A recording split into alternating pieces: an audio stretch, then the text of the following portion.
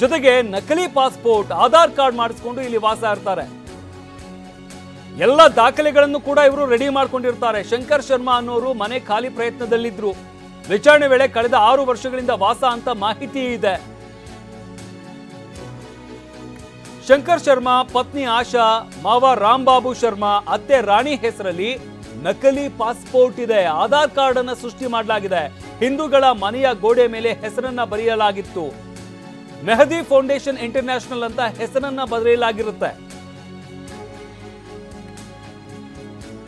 ಜಶನ್ E Yunus ಅಂತ ಬರೆದಿದ್ದರಿಂದ ಅನುಮಾನ ವ್ಯಕ್ತವಾಗುತ್ತೆ. ಗೋಹರ್ ಸಾಹಿ ಹೆಸರಿನ ಧರ್ಮಗುರುವಿನ ಫೋಟೋ ಪತ್ತೆಯಾಗುತ್ತೆ.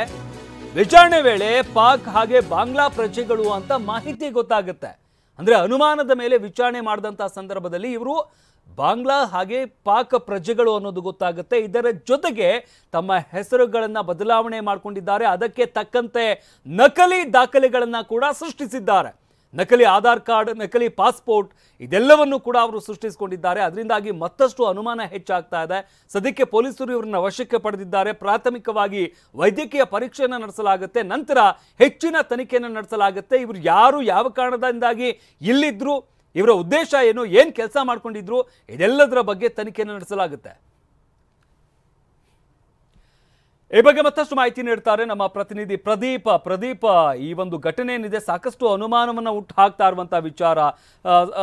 ಯಾವ ರೀತಿಯಾಗಿ ಕಾರ್ಯಾಚರಣೆ ನಡೀತು, ಹಾಗೆ ಇವರ ಹಿನ್ನೆಲೆ ಏನು, ಏನೆಲ್ಲ ಮಾಹಿತಿ ಇದೆ ಸದ್ಯಕ್ಕೆ?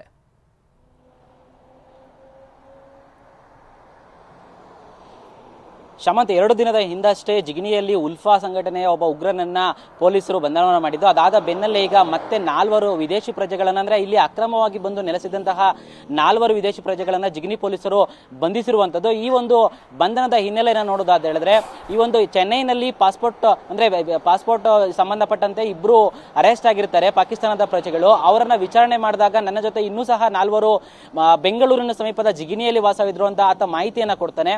ಆ ಮಾಹಿತಿಯನ್ನ ಕೊಟ್ಟ ತಕ್ಷಣ ಜಿಗಣಿ ಪೊಲೀಸರಿಗೆ ಮಾಹಿತಿ ಸಿಕ್ಕುತ್ತೆ. ಜಿಗಣಿ ಪೊಲೀಸರು ನಿನ್ನೆ ತಡರಾತ್ರಿ ಕಾರ್ಯಾಚರಣೆಯನ್ನು ನಡೆಸಿ ಜಿಗಣಿಯಲ್ಲಿ ಅಪಾರ್ಟ್ಮೆಂಟ್ ಒಂದರಲ್ಲಿ ವಾಸವಿದ್ದಂತಹ 4 ವಿದೇಶಿ ಪ್ರಜೆಗಳು, ಅಂದ್ರೆ ಅದರಲ್ಲಿ ಒಬ್ಬ ಪಾಕಿಸ್ತಾನ ಮತ್ತೆ 3 ಬಾಂಗ್ಲಾದೇಶದಾಗಿರ್ತಾರೆ. ಆದ್ರೆ ಇವರೆಲ್ಲರೂ ಸಹ ಒಂದೇ ಕುಟುಂಬಕ್ಕೆ ಸೇರಿದವರಾಗಿರ್ತಾರೆ. ಯಾಕಂತ ಹೇಳಿದ್ರೆ ಪಾಕಿಸ್ತಾನದ ಒಬ್ಬ ವ್ಯಕ್ತಿ ಏನು ಬಾಂಗ್ಲಾದೇಶದ ಒಬ್ಬ ಯುವತಿಯನ್ನು ಮದುವೆ ಆಗಿರ್ತಾನೆ. ತದನಂತರ ಅವರ ಅತ್ತೆ ಮತ್ತೆ ಮಾವ ಈ ಎಲ್ಲರ ಜೊತೆ ಸೇರ್ಕೊಂಡು ಈಗ ಜಿಗಣಿಯಲ್ಲಿ 2018ರಿಂದ ಇಲ್ಲಿಗೆ ಬಂದು ವಾಸವನ್ನ ಮಾಡ್ತಾ ಇರ್ತಾನೆ. ಜೊತೆಗೆ ಈತ ಫುಡ್ ಡೆಲಿವರಿ ಬಾಯ್ ಆಗಿ ಇಲ್ಲಿ ಜಿಗಣಿಯಲ್ಲಿ ಕೆಲಸ ಮಾಡ್ತಾ ಇರ್ತಾನೆ. ತಡರಾತ್ರಿ ಅವ್ರನ್ನ ಮನೆಗೆ ಹೋದಾಗ ಅಲ್ಲಿ ಈತನನ್ನ ಪ್ರಶ್ನೆ ಮಾಡಿದಾಗ ಮೊದಲಿಗೆ ಆತ ಹಿಂದೂಗಳಂದ್ರೆ ತನ್ನ ಹೆಸರನ್ನ ಬದಲಾಯಿಸಿಕೊಂಡಿದ್ದಂತಹ ಹೆಸರುಗಳನ್ನ ಹೇಳ್ತಾನೆ.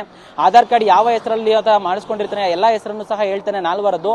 ಆದ್ರೂ ಸಹ ಒಳಗಡೆ ಮುಸ್ಲಿಂ ಸಂಬಂಧಪಟ್ಟಂದ್ರೆ ಅವರ ಧರ್ಮಕ್ಕೆ ಸಂಬಂಧಪಟ್ಟಂತಹ ಫೋಟೋಗಳಾಗಿರ್ಬೋದು, ಕೆಲವೊಂದಷ್ಟು ಬೇರೆ ರೀತಿಯಾಗಿ ವಾತಾವರಣ ಇರುತ್ತೆ. ಹೀಗಾಗಿ ಅವ್ರನ್ನ ಜಿಗಣಿ ಪೊಲೀಸರು ನಿನ್ನೆ ರಾತ್ರಿ ಅರೆಸ್ಟ್ ಮಾಡಿ ಅಂದ್ರೆ ವಶಕ್ಕೆ ತೆಗೆದುಕೊಂಡು ಬಂದು ಹೆಚ್ಚಿನ ವಿಚಾರಣೆ ಮಾಡಿದಾಗ ಇವರೆಲ್ಲರೂ ಸಹ ನಕಲಿ ಪಾಸ್ಪೋರ್ಟ್, ನಕಲಿ ಆಧಾರ್ ಕಾರ್ಡ್ ಅನ್ನ ಸೃಷ್ಟಿ ಮಾಡಿಕೊಂಡು ಇಲ್ಲಿ ಬೆಂಗಳೂರಿನ ಪಕ್ಕದ ಜಿಗಣಿಯಲ್ಲಿ ವಾಸವಿದ್ದಾಗೆ ಅಂತ ಗೊತ್ತಾಗಿದೆ.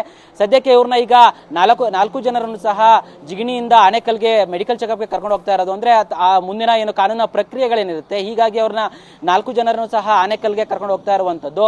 ಇದ್ರ ಜೊತೆಗೆ ಕೇಂದ್ರ ಐಜಿಪಿ ಕೂಡ ಈಗ ಸ್ಥಳಕ್ಕೆ ಭೇಟಿ ನೀಡಿ ಪರಿಶೀಲನೆ ನಡೆಸಿ ಹೆಚ್ಚಿನ ಮಾಹಿತಿಯನ್ನು ತೆಗೆದುಕೊಂಡಿದ್ದಾರೆ. ಜೊತೆಗೆ ಈ ಒಂದು ಅಕ್ರಮವಾಗಿ ಇಲ್ಲಿ ಬಂದು ನೆಲೆಸಿದ್ರ ಬಗ್ಗೆ ಹೆಚ್ಚಿನ ಮಾಹಿತಿಯನ್ನು ಕಲೆ ಆಗ್ತಾ ಇದ್ದಾರೆ. ಅಂದ್ರೆ ಯಾರು ಇವರಿಗೆ ಹೆಲ್ಪ್ ಮಾಡಿದ್ರು, ಅಂದ್ರೆ ಪ್ರಮುಖವಾಗಿ ಆಧಾರ್ ಕಾರ್ಡ್ ಮಾಡ್ಲಿಕ್ಕೆ ಆಗಿರ್ಬೋದು, ಮತ್ತೆ ಅವ್ರಿಗೆ ಇಲ್ಲಿಗೆ ಬೆಂಗಳೂರಿಗೆ ಬರೋದಕ್ಕೆ ಯಾರು ಹೆಲ್ಪ್ ಮಾಡಿದ್ರು, ಮತ್ತೆ ಅವರ ಸಂಪರ್ಕದಲ್ಲಿ ಬೆಂಗಳೂರು ಅಥವಾ ಜಿಗಣಿ ಅಥವಾ ಈ ಸುತ್ತಮುತ್ತ ಯಾರು ಇದ್ದಾರಾ, ಇವರ ಉದ್ದೇಶ ಏನಾಗಿತ್ತು ಅಂದ್ರೆ ಮೇಲ್ನೋಟಕ್ಕೆ ಇವರು ಪಾಕಿಸ್ತಾನದಲ್ಲಿ ಧರ್ಮದ ವಿಚಾರಕ್ಕೆ ಧರ್ಮಗುರುಗಳ ಜೊತೆ ಒಂದಷ್ಟು ವೈಷಮ್ಯ ಇದ್ದ ಕಾರಣಕ್ಕಾಗಿ ಈತ ಬಾಂಗ್ಲಾದೇಶಕ್ಕೆ ಹೋಗಿ ಅಲ್ಲಿಂದ ಮದುವೆಯಾಗಿ ಬೆಂಗಳೂರಿಗೆ ಬಂದು ನೆಲೆಸಿದ್ದಾರೆ ಅಂತ ಮಾಹಿತಿ ಸಿಕ್ಕಿದೆ. ಆದ್ರೆ ಇವರ ನಿಜವಾದ ಅಸಲಿ ಕಹಾನಿಗಳೇನು ಅನ್ನೋದು ಇನ್ನಷ್ಟೇ ತನಿಖೆಯಲ್ಲಿ ಬಯಲಾಗಬೇಕಾಗಿದೆ. ಶಮಂತ, ಧನ್ಯವಾದ ಪ್ರದೀಪ್ ನಿಮ್ಮೆಲ್ಲ ಮಾಹಿತಿಗಾಗಿ.